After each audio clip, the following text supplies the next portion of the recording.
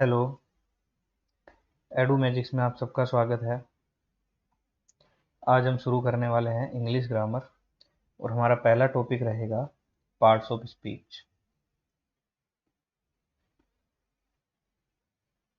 Parts of speech.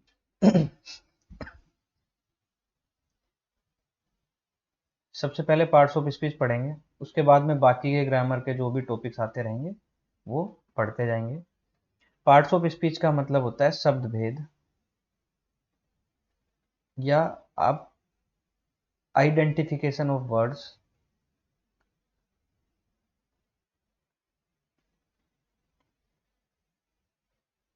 In any sentence. किसी भी sentence में जो वर्ड है वो क्या है, वो नाउन है, प्रोनाउन है, वर्ब है, एडजेक्टिव है, एडवर्ब है, डिटरमाइनर है, आर्टिकल है, क्या है। जैसे मैं एक सेंटेंस लिखता हूँ, Ram is going to school by bus. Ram हमारा नाउन हो गया, इज हमारी वर्ब हो गई, गोइंग भी हमारी वर्ब, टू हमारी प्रीपोजिशन, ये भी ऑब्जेक्ट, किसका ऑब्जेक्ट, ये प्रीपोजिशन का ऑब्जेक्ट, बाई ये हमारी प्रीपोजिशन, और बस भी हमारा क्या, ऑब्जेक्ट, और ऑब्जेक्ट भी किसका, प्रीपोजिशन का। ये सारी चीज़ें पहचानने के लिए हमें नॉलेज होनी चाहिए पार्ट्स ऑफ स्पीच की। सबसे पहले देख लेते हैं पार्ट्स ऑफ स्पीच कितने टाइप्स के होते हैं। Parts of speech total 8 types के होते हैं, 8 टाइप के होते हैं पार्ट्स ऑफ स्पीच। पहला हमारा नाउन होता है, दूसरी हमारी प्रोनाउन होती है, तीसरा हमारा वर्ब होता है, चौथा हमारा एडवर्ब होता है, पांचवा हमारा एडजेक्टिव होता है, छठा हमारा कंजंक्शन होता है, और सातवां हमारा प्रीपोजिशन होता है,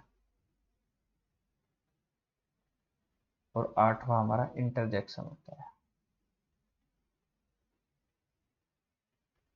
ये सब हमारे क्या होते हैं, टोटल पार्ट्स ऑफ स्पीच के टाइप्स हो गए। अब चलिए, सबसे बड़ी बात ये होती है कि नाउन को कैसे पहचानेंगे, प्रोनाउन, वर्ब, एडवर्ब, एडजेक्टिव, इन सबको कैसे पहचानेंगे, इनके बारे में आगे डिटेल से पढ़ेंगे। अभी पार्ट्स ऑफ स्पीच में तो हम अब इनका आइडेंटिफिकेशन और नाउन क्या होती है इन सब के बारे में पढ़ेंगे। बाकी नाउन के रूल्स और ये सब जब नाउन का टॉपिक अलग से आएगा तब उसके बारे में आज हम पढ़ेंगे। उससे पहले अभी हम दो छोटी छोटी चीजें समझ लेते हैं। पहली है फ्रेज, दो क्या तीन चीजें हैं।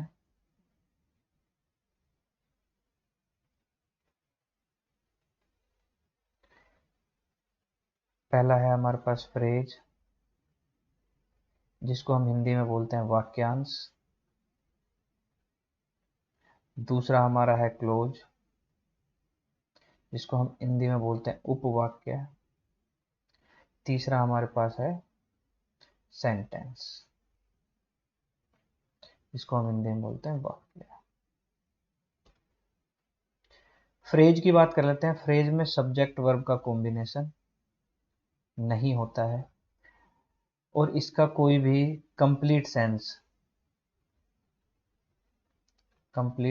या पूरा मतलब इससे कोई भी नहीं निकलता है। जैसे we are sorry for her departure.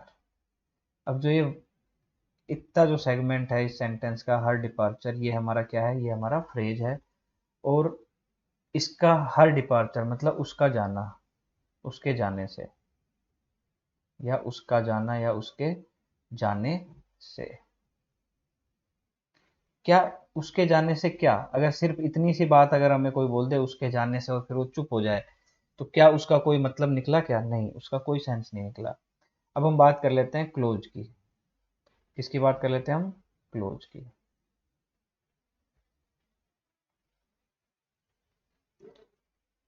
Close की बात करते हैं। देखिए, क्लोज में सब्जेक्ट और वर्ब कॉम्बिनेशन होता है।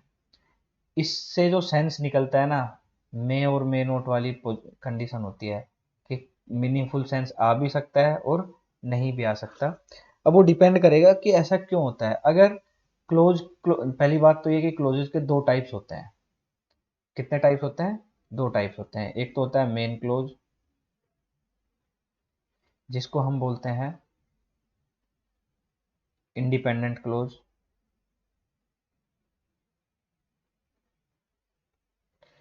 उसके बाद आता है हमारा सबऑर्डिनेट क्लोज,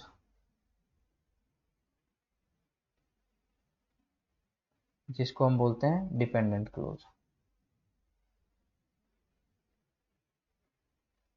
ठीक है। अगर हमारा क्लोज मेन क्लोज है या इंडिपेंडेंट क्लोज है तो उससे कंप्लीट मीनिंग या कंप्लीट सेंस आएगा।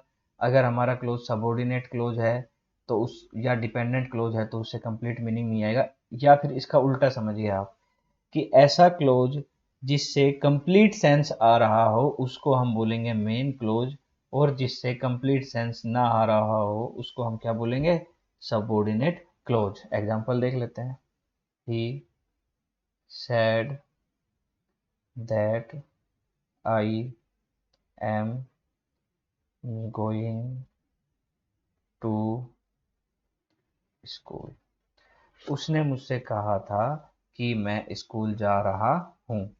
अब ये दैट तो हमारा कंजंक्शन हो गया, इसको तो छोड़ ही दीजिए। इसको देखिए और इसको देखिए, इनको अलग अलग देखिए। I am going to school, मैं स्कूल जा रहा हूँ, इससे कंप्लीट मीनिंग निकल रहा है। तो ये हमारा कौन सा क्लोज हो गया? ये हमारा इंडिपेंडेंट क्लोज हो गया, या जिसको हम बोलते हैं मेन क्लोज। ठीक है।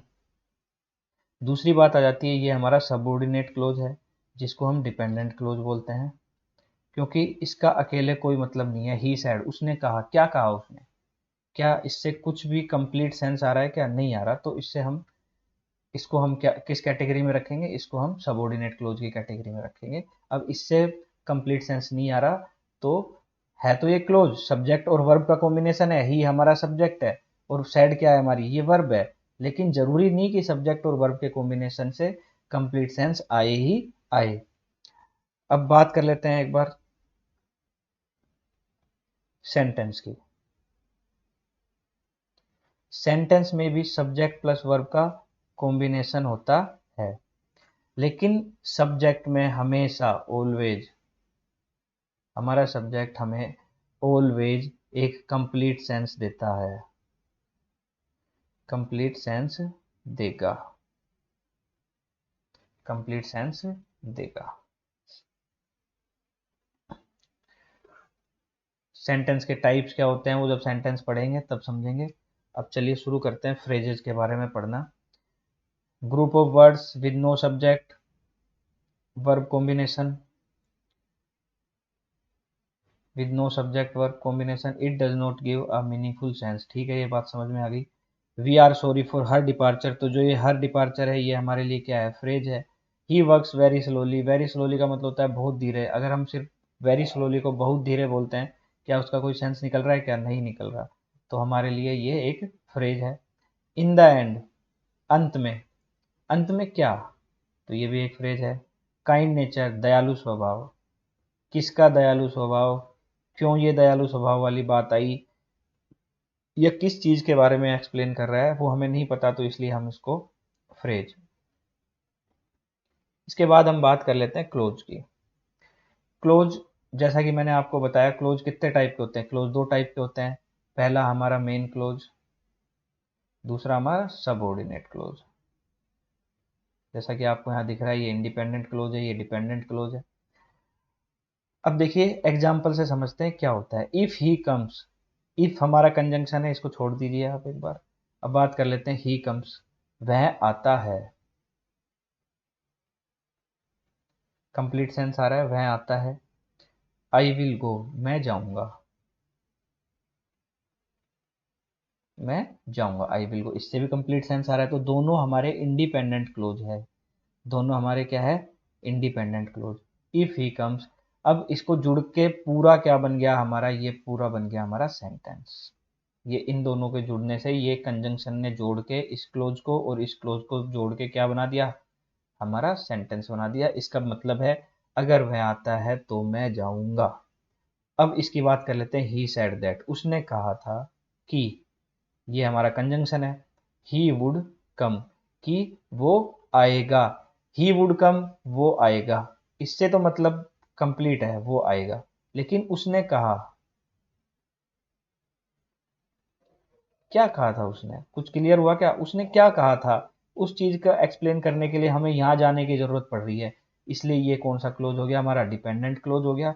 और ये हमारा, इसको जरूरत नहीं है किसी की, बिना इसकी जरूरत के भी इसका मतलब पूरा वही निकल रहा है, वो आएगा, और इसके साथ भी इसका मतलब वही निकल रहा है, वो आएगा। तो ये कौन सा क्लोज हो गया हमारा, ये इंडिपेंडेंट क्लोज हो गया। अब थोड़ा सा सेंटेंस के बारे में बात कर लेते हैं हम। सेंटेंस, कोई भी सेंटेंस सब्जेक्ट प्लस वर्ब का कॉम्बिनेशन होता है। ऑब्जेक्ट हो भी सकता है या ऑब्जेक्ट नहीं भी हो सकता, कोई जरूरी नहीं है। जैसे ही गोज, वह जाता है, ही गोज टू स्कूल, यहाँ हमारा ऑब्जेक्ट आ गया, ये भी ठीक है। फिर दो तीन चीजें होती है, मैं आपको बताऊंगा नेक्स्ट क्लास में, हम जब पढ़ेंगे तो हम बात करेंगे सब्जेक्ट, कॉम्प्लीमेंट, ऑब्जेक्ट कॉम्प्लीमेंट, इन सब के बारे में बात करेंगे। आज थोड़ा समझ लेते हैं, सेंटेंस की स्ट्रक्चर को समझ लेते हैं। ये हमारा सब्जेक्ट, ये हमारी वर्ब, ये हमारी प्रीपोजिशन, और ये हमारा ऑब्जेक्ट, ऐसे आता है। देखो ऑब्जेक्ट भी दो टाइप के होते हैं, ऑब्जेक्ट ऑफ वर्ब और ऑब्जेक्ट ऑफ प्रीपोजिशन। यहाँ पे जो ये ऑब्जेक्ट आया हुआ है, ये प्रीपोजिशन का ऑब्जेक्ट है। जो ऑब्जेक्ट प्रीपोजिशन के जस्ट बाद में आए उसे क्या बोलेंगे, ऑब्जेक्ट ऑफ प्रीपोजिशन। और जो ऑब्जेक्ट वर्ब के बाद में आए उसको क्या बोलते हैं हम, ऑब्जेक्ट ऑफ वर्ब। जैसे he gave me uh ring, उसने मुझे एक अंगूठी दी। ही सब्जेक्ट, हमारी वर्ब ऑब्जेक्ट, और ये भी हमारा ऑब्जेक्ट। ए रिंग नाउन के साथ में आर्टिकल लगा है हमारा। अभी बताएंगे नाउन कहाँ कहाँ आती है, कैसे आइडेंटिफाई करते हैं, आर्टिकल का क्या रोल रहता है नाउन के आइडेंटिफिकेशन में, वो सारी चीजें बताएंगे। अब जो ये ऑब्जेक्ट है, ये हमारा किसके बाद में आया है, ये हमारा आया है वर्ब के बाद में। तो ये हमारा ऑब्जेक्ट किसका है, वर्ब का है। और ये जो आया है हमारा, ये भी वर्ब के बाद में आ रहा है, तो ये भी वर्ब का ही ऑब्जेक्ट है। लेकिन अब वर्ब के दो ऑब्जेक्ट आ गए, अब यहाँ खेल वापस शुरू हो जाता है। अब यहाँ पे बात आ जाती है डायरेक्ट की, कि डायरेक्ट ऑब्जेक्ट क्या होता है, दूसरा इनडायरेक्ट ऑब्जेक्ट क्या होता है। ज़्यादा अच्छे से तो इनको क्लियरली एक्टिव पैसिव में समझेंगे, लेकिन अभी एक बार समझ लेते हैं। वर्ब के जो जस्ट बाद में आए ना, वर्ब के जस्ट बाद में, जैसे यहाँ पे गिव मी आ रहा है, तो ये हमारा इनडायरेक्ट ऑब्जेक्ट है। ये आईडी से डिनोट कर रहा हूँ, ये हमारा कौन सा ऑब्जेक्ट है, ये हमारा इनडायरेक्ट ऑब्जेक्ट है। ये हमारा कौन सा ऑब्जेक्ट है, इनडायरेक्ट ऑब्जेक्ट है। जबकि जो बाद में आता है वो हमारा कौन सा ऑब्जेक्ट होता है, डायरेक्ट ऑब्जेक्ट। आप इस चीज को ऐसे भी समझ सकते हो कि डायरेक्ट ऑब्जेक्ट की जरूरत सेंटेंस में होती ही होती है, वो नेसेसरी होता है। ही गेव अ रिंग, अब पूरा सेंस आएगा, उसने एक अंगूठी दी। किसको दी ने, किससे नहीं दी, उस जरूरी थोड़ी है कि बताए किसको दी, लेकिन उसने एक अंगूठी दी, एक कंप्लीट सेंस आ रहा है। लेकिन अगर वो सिर्फ इतना बोलता है, ही गेव मी, क्या, ही गेव मी क्या, क्या मुझे क्लियर हुआ क्या, उसने मुझे क्या दिया, नहीं। तो इसलिए जो जो चीज, जो ऑब्जेक्ट मेरा क्लियर कर दे मेरे सेंटेंस के बारे में, वो तो मेरा डायरेक्ट ऑब्जेक्ट हो गया। और जो क्लियर नहीं करे वो कौन सा हो गया, मेरा इनडायरेक्ट ऑब्जेक्ट हो गया। जनरली पहचानने का तरीका ही होता है, वर्ब के जस्ट बाद में जो आता है उसको हम बोल देते हैं कि वो हमारा कौन सा ऑब्जेक्ट है, इनडायरेक्ट ऑब्जेक्ट है। और वर्ब, इनडायरेक्ट ऑब्जेक्ट के बाद में जो आ रहा है वो हमारा कौन सा होता ऑब्जेक्ट होता है, डायरेक्ट ऑब्जेक्ट होता है। प्रीपोजिशन के ऑब्जेक्ट के बारे में मैंने बता दिया। इसी एग्जांपल को एक बार ऐसे देख लेते हैं, ही gave a ring to me। उसने मुझे एक अंगूठी दी। अब ये ए रिंग जो है ना हमारी, ये ए रिंग तो हमारा किसका ऑब्जेक्ट हो गई, ये हो गई हमारे वर्ब का ऑब्जेक्ट। वर्ब के ऑब्जेक्ट को वीओ से डिनोट कर रहा हूं मैं। और टू क्या है हमारी, ये प्रीपोजिशन है, और प्रीपोजिशन अपने बाद में ऑब्जेक्ट लेती ही लेती है, तो ये हमारा क्या हो गया, ये हमारी प्रीपोजिशन का ऑब्जेक्ट हो गया। इतनी बात क्लियर है। चलो अब देखते हैं आगे सेंटेंस के बारे में। सेंटेंस में क्या होता है, सब्जेक्ट वर्ब कॉम्बिनेशन होता है, subject verb combination. It always give meaningful sense, ठीक है, ये बात इतनी पढ़ चुके हैं हम। I will meet you at office और एट होम। अब देखिए एक चीज, अभी हम सिर्फ इतनी चीज को देखते हैं, एट ऑफिस और एट होम को। ये हमारा फ्रेज है, ये हमारा फ्रेज है, और ये और है हमारा कंजंक्शन है। कंजंक्शन के बारे में एक खास बात यह है, कंजंक्शन दो सेम चीजों को जोड़ता है।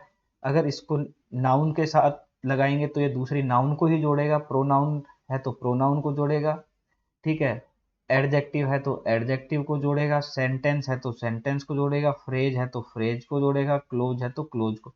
कभी ऐसा नहीं देखा होगा आपने कि क्लोज को एडजेक्टिव से जोड़ दिया, नाउन को सेंटेंस से जोड़ दिया, नाउन को फ्रेज से जोड़ दिया, नाउन को प्रोनाउन से जोड़ दिया। वो आपको अब हमेशा ऐसे ही देखने को मिलेगा, ही एंड सी। ही भी क्या है, प्रोनाउन है, सी भी क्या है, प्रोनाउन है, लेकिन कभी आपको ऐसा देखने को नहीं मिलेगा कि आपको Shubham and he, Shubham and she, Shubham हमारा नाउन हो गया, ये हमारा प्रोनाउन हो गया, ऐसे कभी भी आपको किसी सेंटेंस में देखने को नहीं मिलेगा, और कहीं मिलता है तो वो 100% गलत है।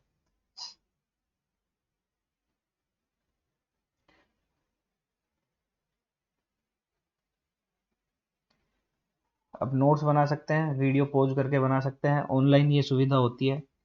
As he will, as he was ill, he could not attend the office. देखो ये पूरा सेंटेंस आ गया हमारा इसमें, एज ही वॉज इल, जबकि वो बीमार है वो ऑफिस नहीं अटेंड कर पाया था, जबकि वो बीमार था तो वो ऑफिस अटेंड नहीं कर पाया था।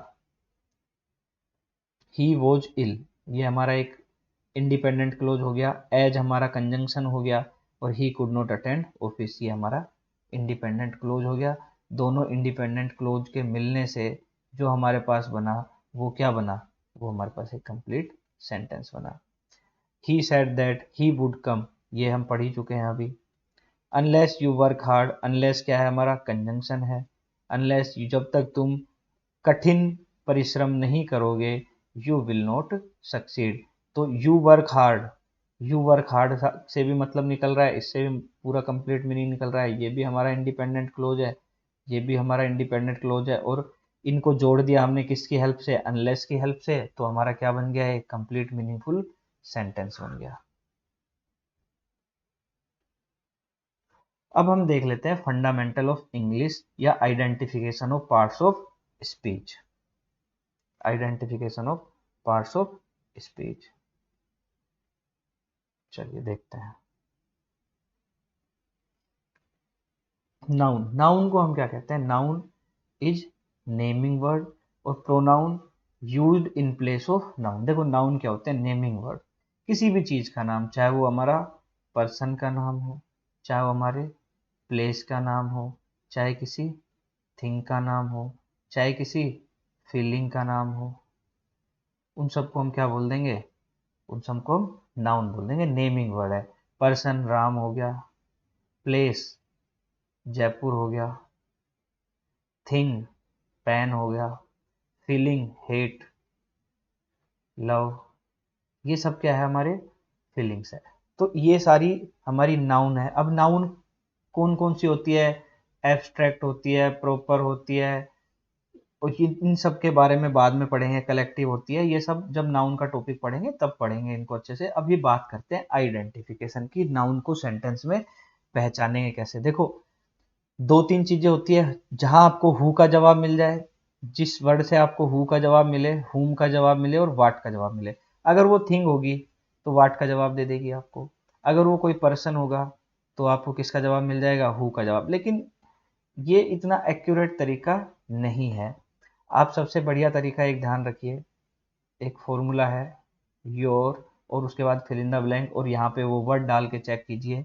अगर वो इस फॉर्मूले में यहाँ पे एक कंप्लीट सेंस देता है तो आप मान के चलिए वो क्या है, नाउन है। जैसे बात कर लेते हैं, अभी हम इतनी बात कर लेते हैं कॉन्फिडेंस।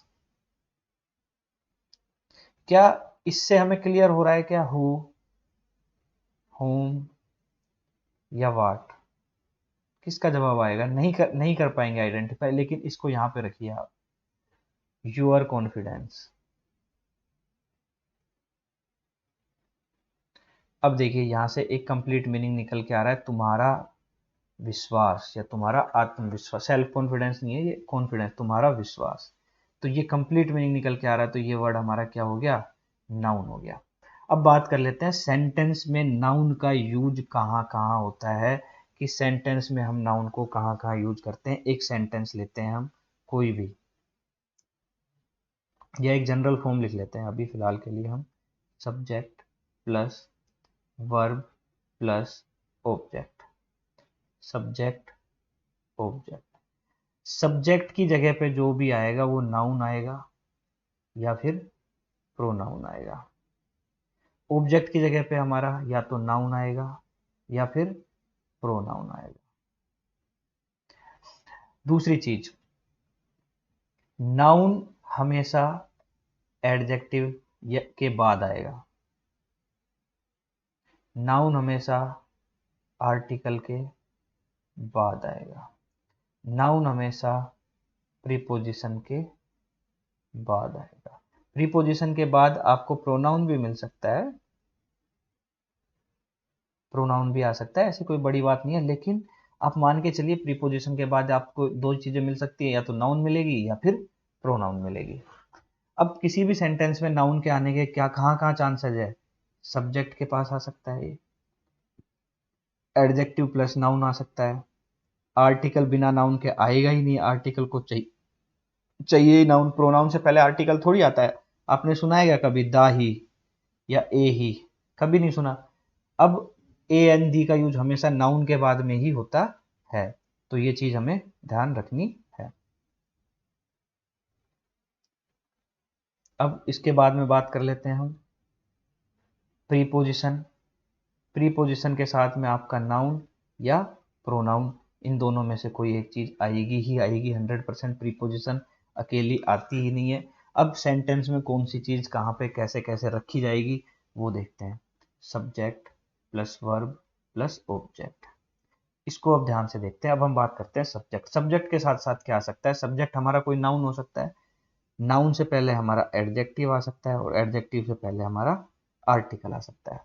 उसके बाद हमारी हेल्पिंग वर्ब आ सकती है, उसके बाद हमारी मेन वर्ब आ सकती है, उसके बाद हमारी प्रीपोजिशन आ सकती है, उसके बाद प्रीपोजिशन के बाद हमारा आर्टिकल आ सकता है अगर हमारी नाउन यूज हुई है तो, अगर प्रोनाउन यूज हुई है तो आर्टिकल नहीं आएगा, एडजेक्टिव आ सकता है, ठीक है। उसके बाद हमारी नाउन आ सकती है, अगर ये कॉम्बिनेशन आए तो ऐसे आ सकता है, नहीं तो फिर हमारी सिर्फ प्रोनाउन आ सकती है, ठीक है।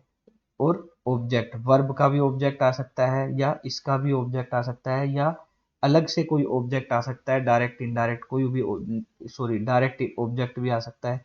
ये हमारा प्रीपोजिशन का ऑब्जेक्ट हो गया। तो सेंटेंस इतना लंबा बन सकता है, जैसे इसके एक एग्जांपल से समझ लेते हैं।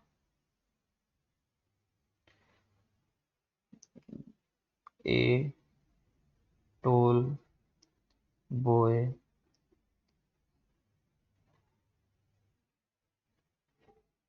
A tall boy is playing cricket in round ground. एक टोल बॉय, ए हमारा आर्टिकल हो गया, टोल हमारा एडजेक्टिव हो गया, बॉय हमारी नाउन हो गया, इज हमारी वर्ब, ये हमारी मेन वर्ब या हेल्पिंग वर्ब, क्रिकेट हमारा ऑब्जेक्ट, किसका ऑब्जेक्ट, ये हमारी वर्ब का ऑब्जेक्ट हो गया, इन हमारी प्रीपोजिशन हो गई, राउंड हमारा एडजेक्टिव हो गया, इन ए भी हो सकता था यहाँ पे, अगर ए आ जाता तो ये हमारा फिर से आर्टिकल हो जाता, ठीक है। उसके बाद जो हमारा ग्राउंड है, ये ग्राउंड क्या हो गया हमारा ऑब्जेक्ट हो गया या हमारी नाउन हो गया। ये किसका ऑब्जेक्ट है? ये हमारी प्रीपोजिशन का ऑब्जेक्ट है। किसका ऑब्जेक्ट है? ये हमारी प्रीपोजिशन का ऑब्जेक्ट है। अभी थोड़ा क्लियर हुआ कि नाउन कहाँ कहाँ आ सकता है सेंटेंस में। एक बार दोबारा देख लेते हैं कि नाउन कहाँ कहाँ आ सकता है सेंटेंस में। नाउन के सेंटेंस में आने की गुंजाइश कहाँ कहाँ है, और नाउन अपने साथ में क्या क्या ले सकता है, नाउन के साथ क्या क्या आ सकता है। नाउन सेंटेंस में आ सकता है सब्जेक्ट की जगह, नाउन सेंटेंस में आ सकता है ऑब्जेक्ट की जगह, नाउन सेंटेंस में आएगा एडजेक्टिव के बाद में, नाउन सेंटेंस में आएगा आर्टिकल के बाद में, ठीक है। नाउन सेंटेंस में आएगा प्रीपोजिशन के बाद में। प्रोनाउन भी आ सकता है, कोई बड़ी बात नहीं, लेकिन हाँ नाउन भी आ सकता है, तो इसलिए लिखना जरूरी है।